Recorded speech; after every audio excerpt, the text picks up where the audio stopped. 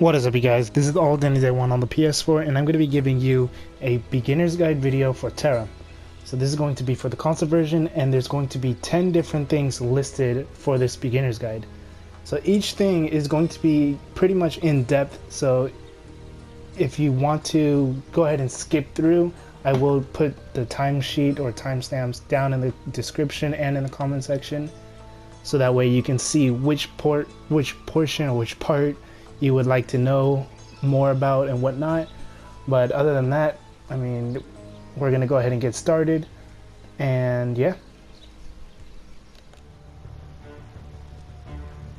So for the first thing we're going to talk about is it's going to be about the character customization. So we're going to go ahead and take a look at the characters and whatnot. So with the character customization, a lot of people have a big issue about this because a lot of classes are locked based off of genders or races. So for example, Castanic, if you're playing Castanic, or if you want to play Valkyrie, you can only play a Valkyrie as a Castanic female. You cannot be a male Castanic, and you can't be any other race. But Castanic's not available right now on console. It'll be available on release, I'm pretty sure. And then same thing with Ellen. With the Ellen class or Ellen race, the only classes they're able to play, or they have, that other classes or other races don't have, would be the Reaper and the Ninja. And then you have the Gunner as well. I don't think the Ellen is a Gunner though. I'm pretty sure that's the female human, or just all female classes in general can play as Gunners. But no male classes can play as Gunner, which is pretty weird in my opinion. And then you have one more, which is the Brawler. So human brawlers, or humans are the only race that can be brawlers, but it's only a female that can be a brawler, not the male. So that was another thing that a lot of people really disliked, because a lot of people don't want to play a female class or female gender. So now I'm gonna go ahead and I'm gonna actually just make a brawler right now. So this is what they look like for the brawlers. They get the big fist and whatnot, and they're female. Now I'm gonna go ahead and take a look at the character customizations. So you have your presets. You have up to, I believe, what, 18? Is it 18? 20. You have 20 different prefaces, so I'm going to just pick a random one. And then features, you have a bunch of different hairstyles. You have up to 16 hairstyles. I'm going to pick another random one. And then you have a bunch of different hair colors. So customization in this isn't really like super in-depth like Skyforge or Dragon's Dogma or even Monster Hunter. It's not in-depth like any of those. And then you have adornments, which just changes your face, like your makeup and whatnot, your eyes and stuff. And then you have fine detail. Your face kind of looks funny. I'm gonna just put this one. I don't know, I think it's just something with her eyes. And then the outfits, you don't have to worry about this. This is just showing you what the end game outfits pretty much look like. You're not going to be able to actually use any of these. And then you have a few voices that you don't really hear that much at all. And then last thing would be putting your name in. So I'm not even going to worry about that. But yeah, that's pretty much it with the brawler. Well, not the brawler, but that's pretty much it with the character customization.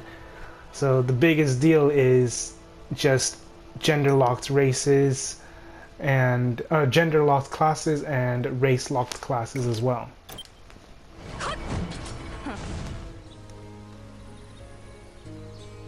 Alright, so for number 2, it's going to be your UI mapping or your button layouts, etc, etc, whatever it is you want to call it.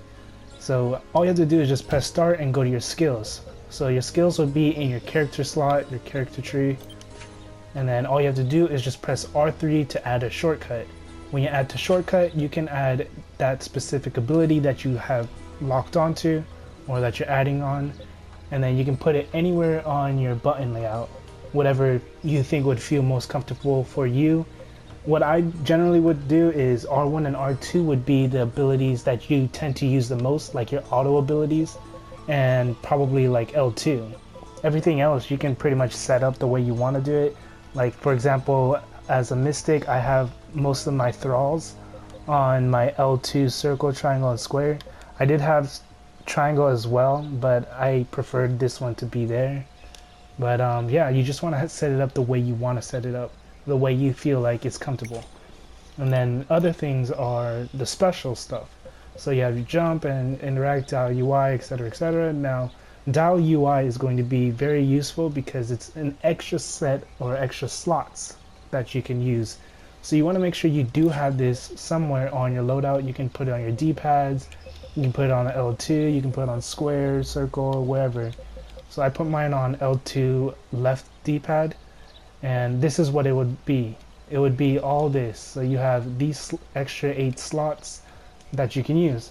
Now I would generally use these as like consumables just in case, you know, not necessarily just in case, but like I use it for my mount and my pets and my pet feeder and just some other stuff and teleport.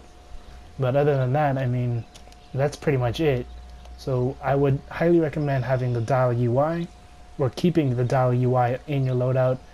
But yeah, that's pretty much it for this portion. So the next thing is going to be, we're going to be touching subject on the microtransaction portion of this. So a lot of people are wondering, is this game heavy on microtransactions? Is it heavy on pay to win? We're going to go ahead and take a look at the Tera Store. So just give it some time to load up. But with the Tera Store, what you need is EMP. You can purchase EMP through the PlayStation Store, Xbox Marketplace, and whatnot. But here's the things you can purchase with the EMP in the store, the Tera Store. So you can buy costumes, which costumes have no effect at all in your stats or gameplay or anything. It's just for cosmetics. Same thing with accessories. You have all this for cosmetics. Weapon skins, same deal. You got all this for cosmetics. And then you got mounts. Now I wouldn't say this, I mean, it is also cosmetics, but these mounts also can go up to, I believe, 280 in the movement speed. So, I mean, you don't necessarily have to call it pay to win or anything. It's just, in my opinion, I would still just call it cosmetics. There's not a big difference in the mounts. And then you got pets. So the pets are going to be very useful as well. So you have some pets that can basically be like an extra storage, your meal pack, that's what the word is. Or you have pets that can pick up, do auto loots, like the dragonet or the carnivorous plants, and I believe Petit. Yeah, so Petit as well, and Rambo and Prince. They can auto loot for you. And then Totes and Cheeks and Caddy will be able to hold extra loot for you. So, I mean, that wouldn't necessarily be pay to win, but, you know, it's just extra stuff that helps you out. And then you have consumables. So this part right here can technically be called pay to win because you can purchase XP boosts, 100% XP boost for 7 days, a whole week, or 50%. This is just extra dyes so that you can change the color of your outfits if you want to change that. And then you have extensive alchemist box, which is needed for upgrading your gear. Blessed enigments scroll, liberation scrolls. So you have the scrolls which help also enhance your gear. Spellbind box, I'm not sure what that does, I haven't looked into it. And then you have strongbox keys. So the strongbox keys are going to be very useful when you end up finding strong boxes, especially if you're a higher level, because the low level boxes don't mean anything because you're going to end up replacing those gears. But the high level, once you're level 65 and you get strong boxes and you have strong box keys, these are going to be very useful for you. So that way, I guess in a way that can still be considered pay to win, because you can't get strong box keys unless you buy them. I'm pretty sure that's the only way. There may be other ways. You could probably get it from some event or whatever, but all I know is you can get them only from the store, as far as I'm concerned.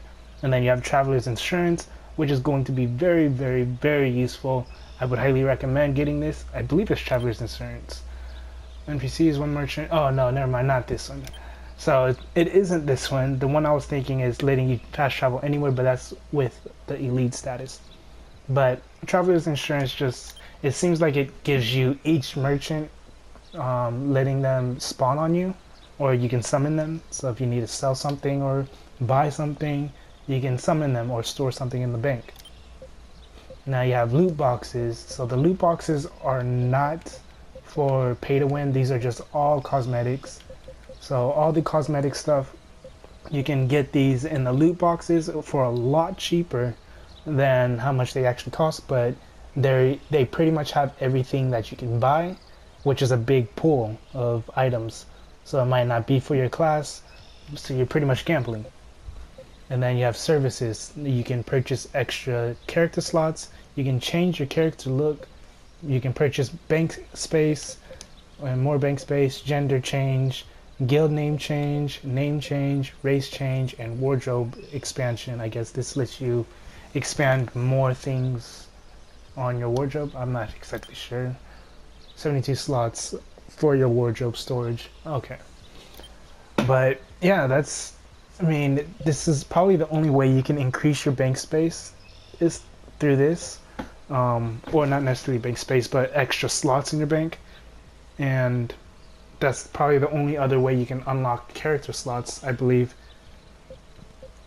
And that's pretty much it with the Tera Store. So let's go on to the next. So the next thing we're going to be talking about is skills and glyphs.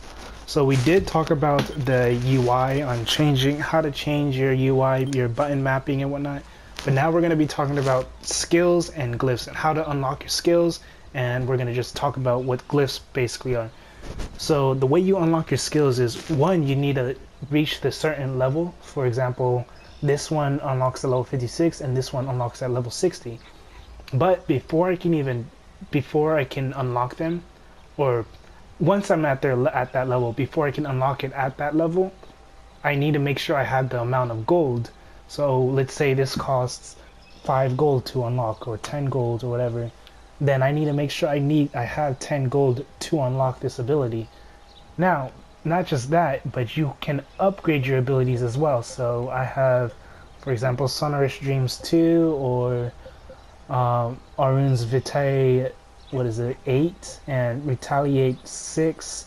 You know, they just add on more and more. The only way you can upgrade those is, again, you need to reach a certain level, and then you also need to purchase it with gold. I believe you need to reach a certain level. Either that, or you just have to use it a certain amount of time. I'm not exactly sure how it works, because it seems like the abilities that I've been using the most are increasing. Never mind on that. I'm pretty sure you do have to level up for it to increase. But yeah, so you do need to purchase it with gold, and the higher rank it gets to, the more gold it costs. So you do want to make sure you stock up on gold and don't spend it on a bunch of random stuff. Do try to plan out what abilities you want to stick with using, and just try to purchase those abilities.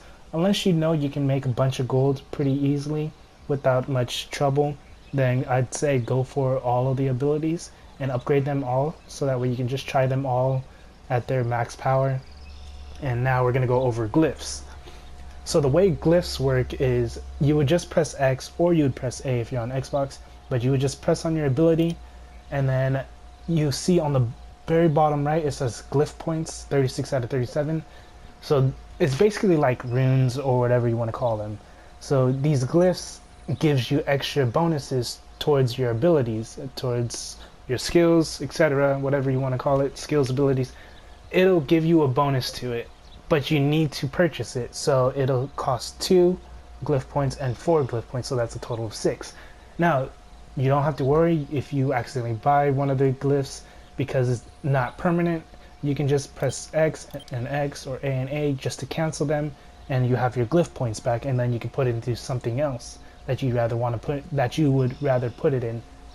So, for example, let's say I've been using Corruption Ring for a while, and then I got tired of it because I don't like using it. So all I'd have to do is just click on Corruption Ring, press both of these glyphs, and then just replace it with something else.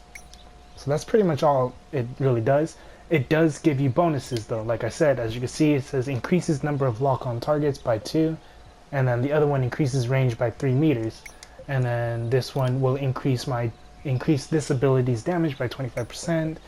And then this one will reduce the mana cost by 225 or 225, decrease the cooldown by 20%. So each ability, each skill has their own perks, own bonuses with these glyphs.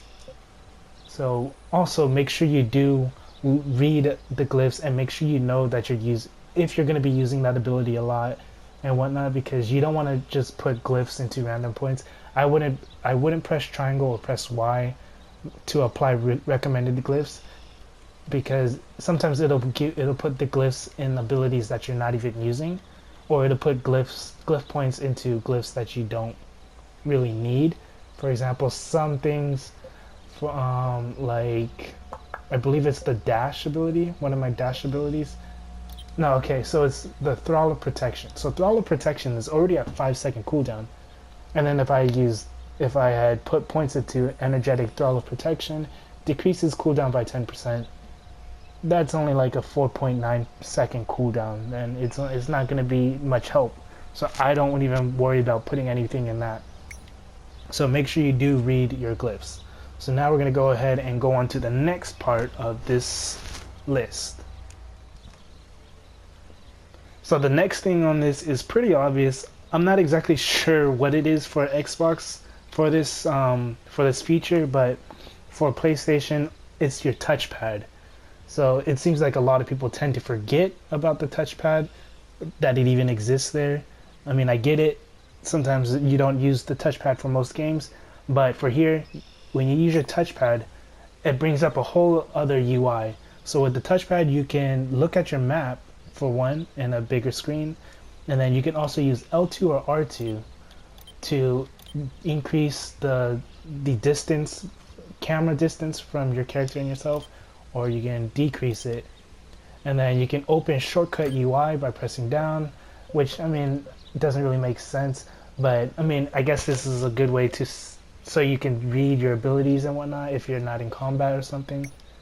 And then another thing is you can chat. You can use a text chat. So you press your touchpad and press X or A, and then you will be able to go into the chat. You can press R1 to go to the world chat, so you can see a bunch of what other people are talking about. You can go to log, so you can see all the stuff you've looted and whatnot. Go to whisper to see what you and a friend are talking about or whatever. Unfortunately, there's no group chat or guild chat. I mean, there is a group chat and guild chat, but there's no group chat or guild chat slot. You can change the channel by pressing R2, which goes to area, say, like a little local area. Global, which is the whole server. Guild, you can talk to guild members, and then you have group. And there's also raid. So next, also, you just have to press triangle, and then you can enter chat and whatnot. Whoops. So the next thing is quest tracker as well. So you can look at your quests, and you can look at the quest by pressing X. You can see where the quest is located by pressing square or X on Xbox, and then you can minimize it by just pressing triangle or Y, which makes it, it's still there. You know that you're doing the quest, but it's just it's not showing the description. Or you can just remove it from your screen by pressing R3, and now it's not there anymore. And then the next thing is going to be effects. So you can see all the status effects that are going on with you, your buffs. So you can see how much time you have left on, let's say you decided to use an XP booster that lasts for 7 days. You can go ahead and go there and then press triangle or Y after you use the touchpad, and you can see how many days or hours or minutes or seconds left you have of that buff. As well as being in a dungeon, if you're the lowest level, sometimes you'll get a buff for increased RNG drop rates or something like that. And I mean, you can just take a look at that. And then the last thing is your world map. So you would well, not necessarily the last thing. You have another thing, which is a group menu, but you don't really need that because you can just look at your group through pressing your options button. But world menu, you just press the touchpad and press square. It's a quick way to get into the map without having to go through your menu and all that. And then when you're in your map, all you have to do is press circle if you want to look at a bigger scale of everything. If you want to see, you know, just other areas. And then if you want to see your area, you could just press to where you are and see all the quests, see where you need to go. Unfortunately, there is no actual, you can't set your location of where to go, like a blimp, like a little blimp or whatever. You can't set that up. So you kind of have to keep looking at your map just to see if you're going the right way or not. At least that I know of. But yeah, that's it for the touchpad. So now let's go on to the next part. So the next thing is going to be questing. So questing in this game can be very different from most games. It's kind of like Skyrim in a way, or yeah, I would say Skyrim, because with Skyrim you would walk around, pick up a quest, you're doing the quest, but then you see another person, you pick up that quest, and then you kind of get off track of the quest that you're doing and start doing that quest, so on and so on. You know, it's just like a giant chain reaction. So with this, it's pretty much the same. When you're doing your quest, you want to try to stick with the quest you're doing. So the way you can take a look at the quest you're doing, you just go to your quest log, and then you can see all the quests you're doing. It'll tell you if you've already completed the quest or not. Now, if you're doing the quest and you don't know where you're at, or you don't know where you're trying to go to, all you have to do is press square or press X if you're on Xbox, just on the quest that you're doing. So let's say I'm doing Scruffy Kuma's Herders, which I'm not doing that right now. I don't really need to, but you want to do that. So you notice that it's in this area, Omphala's Plains, right? And then it's, you have, if you want to see the actual big area that it's at, just press circle and you can see it's here, and it'll have that red question mark right there. So it's in Celestial Hills. And now I just want to see in the more area, I want to see exactly like the province it's at. It's in Arcadia. So that means I would need to, you know, go to a traveler or something, go to a flight travel, and then I can try to make my way there. Or if you have a teleporter, one of the VIP, not VIP, the elite status teleporters, the Book of Travels, you can teleport anywhere in the map pretty much.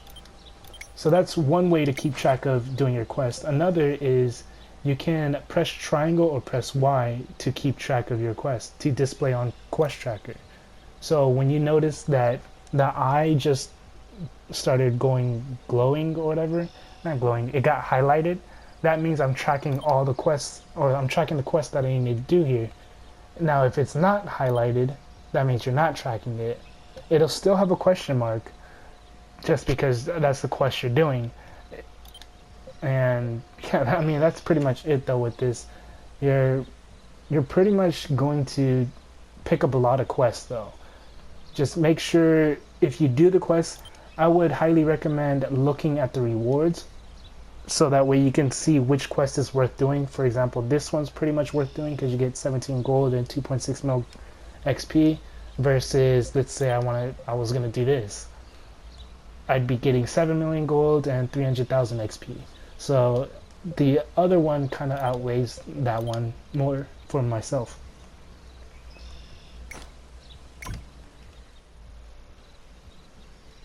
So the next thing we're going to talk about is the elite status. So a lot of people are probably wondering, what is the elite status? A lot of you have probably already found out what the elite status is. But the elite status is pretty much like a little paid subscription that you wanted to do. It's not required, but it does help a lot. So we're going to look at all the active things all the things you can activate. So you can have a mount. So that means if you have the elite status, you will no longer have to worry about purchasing a mount or anything, because you'll have Razormane. Now, you can also have the extra 100% gold hunter boost, which increases your gold reward by just double its chance. And it lasts for 1 hour, but you get what is that, 6 of them? So you get 6 or 7 of these. I don't even really know. I wasn't paying attention if I collected them or not. But you'll get a lot of these pretty much. And then you have Village Atlas. So with Village Atlas, you can teleport. So this is what I was talking about in the previous one. So you can teleport to anywhere on the map that you'd like to.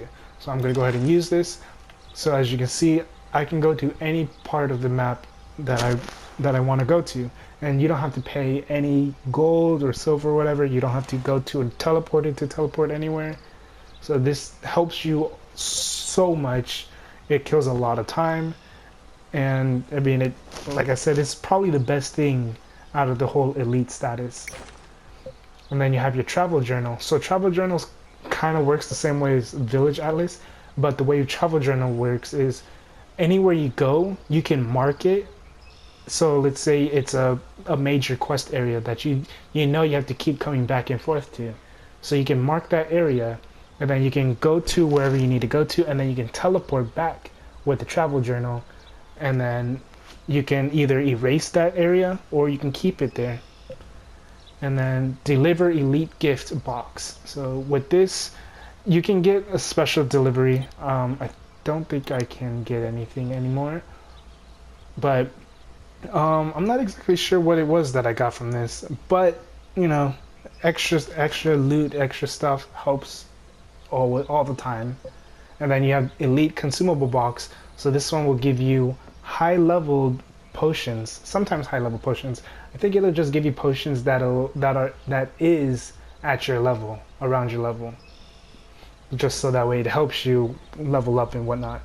And then you have Everfull Nostrum. So with this, it gives you increased power by 27%, increases your endurance by 20%, restores 13% of your mana every 5 seconds, decreases cooldown of attack skills by 15%, increases crit power by 1.42 times when attacking tanks and dealers. Damage dealers that's what it benefits to the most.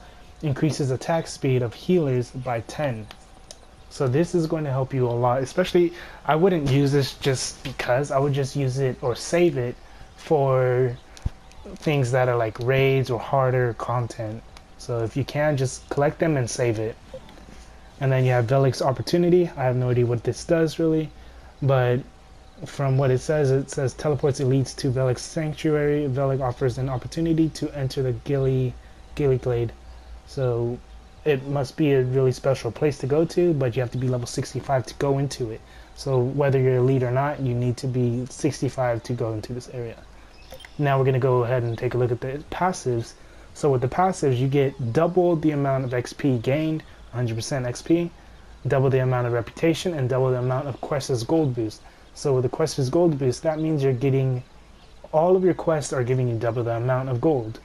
So if you're trying to make gold, make sure you, I mean, I wouldn't say make sure because some people still won't buy elite status, but if you do have elite status, make sure you do make use of those quests that give a bunch of gold just without the Quester's gold boost, because that means you're getting double the amount. Because earlier I did a quest that originally would be giving 15 gold, but when I did it, it gave me 30 gold. So there's that. That's pretty much it with that part, and now we're gonna go on to the next part. Alright, so the next thing we're gonna be talking about is your mounts. So another thing that a lot of people are worried about is, are you going to be able to unlock a mount right away, or do you have to purchase mounts, and how slow is the regular mount, etc., etc. So first things first is, you do get your mount pretty much right away. So you have to complete the first area, the tutorial, and once you get out of that island area, you're gonna come off of the flight area with the Pegasus. So you're gonna arrive here, and you're just gonna go straight, and you're gonna talk to this guy right here, Troyus, the legate. So when you talk to him, he's gonna be giving you a mount. He's gonna be giving you a horse mount. So this is what this mount looks like. If I have it still, I'm looking at the wrong thing. Alright, so skills. So he's going to be giving you the Bay Gelding the bay gelding. It's a horse mount. So with this mount, it has 240 movement speed, so it's only 40 less, which is still a pretty decent amount, but it is a lot faster than your regular movement, and it does help you get around areas. So that's going to be your basic standard mount that you're going to be getting, and it's not temporary, it is a forever mount, unlike other games. So this mount is, I mean, it's not bad, and it looks like a regular horse. Now, if you do want to purchase other mounts, you can go to Tera Store, and then you can purchase mounts here. So the mounts you can purchase here, you can get the white tiger, you can get bears, you can get a beetle, you can get the extreme bot, other bears, a horse that's on fire, a bird, more beetles, etc., ice horse and whatnot. So you can purchase these different mounts, and all these mounts are at 280 movement speed as well.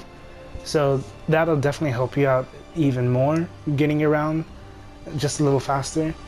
And then I think that's pretty much it though. Oh, and the EMP or the elite status mount as well. You have the Razor Mane. So with Razor Mane, I'm not sure what the movement speed is on this mount, but this is what that mount looks like. So if you have VIP, or I keep saying VIP, if you have the elite status, you'll be getting Razor Mane, which looks like this. It pretty much looks like the standard horse, almost, except it doesn't have the armor like this, and it's not a brown horse. That's what the standard horse is. But that's pretty much it though. Like I said, you'll be able to unlock your first mount right off the bat, so you don't have to worry about that at all.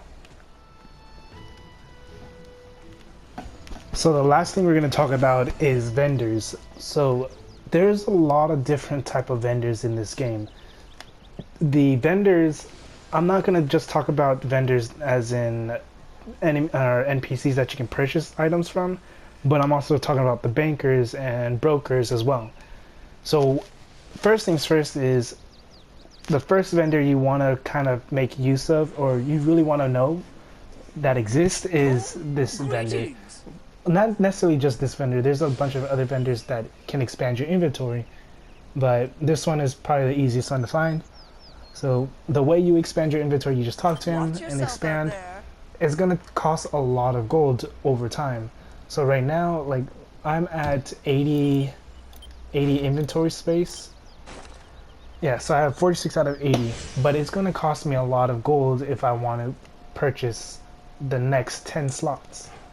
And I believe 90 is the max inventory space. But yeah, so make sure you do have a bunch of gold lined up if you're planning on purchasing inventory space. Now for the banker, you won't be able to increase your bank space. You can also increase your inventory space here. You have your guild bank here, parcel post, which is things that En Masse basically sends you for achieving something in the game. And then you have your bank. So the bank space can hold quite a lot of stuff in here, up to 72 items, and then you have extra bank slots if you purchased extra bank slots. And then you have the trade broker, which is basically your market for other players. Other players can sell items in here, and some items are going to be like way overpriced for some reason, for things that people don't need. But if you want to sell stuff, that's where you're going to come to. Now, the other other vendors you're going to want to go to or really know about is going to be, it's going to be over here. So you're going to end up going all the way over here. This is where you have to go here for your quest anyway, so you'll probably end up realizing or seeing these guys. But you're going to go here, and then you're going to come right here, and you're going to see Surah and Juliar. These are not the only two vendors that have these, but like I said, it's the easiest vendors. These are the easiest vendors to find. Pretty much every major city will have vendors like these, but Surah will be selling gear. She's going to be selling gear, and the currency you get, you can only unlock these or obtain these currencies through PvP and some other quest lines and stuff. It's easier if you do PvP because you'll be able to get this really quick, and you'll be able to purchase high level gear. So for example, this is level 50 gear, level 44, level 55, level 58, and level 60 gear. You won't be able to get the level 65s, but I mean level 60 gear is still really good. And then you can also purchase from this guy, from Juilliard, you can use your killing spree currency, and you can purchase crystals, you can purchase general goods or item conversions. And that's pretty much it with these guys and the vendors.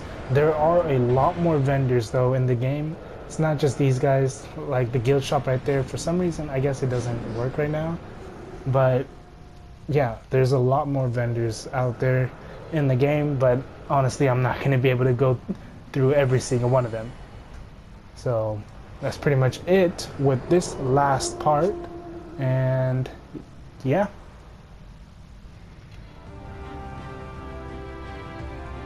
So if this video helped you at all, go and leave a like, comment, subscribe. If you have any questions or suggestions, let me know down in the comment section. Either I, myself, or someone else that has a lot more experience with Tera can answer it for you.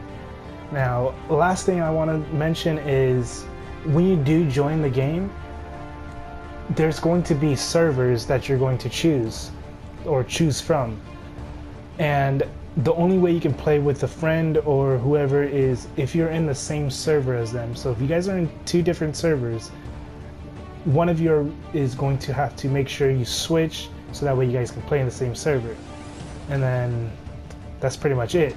So yeah, this is all day in day one on the PS4. Have a good day, good night, and peace.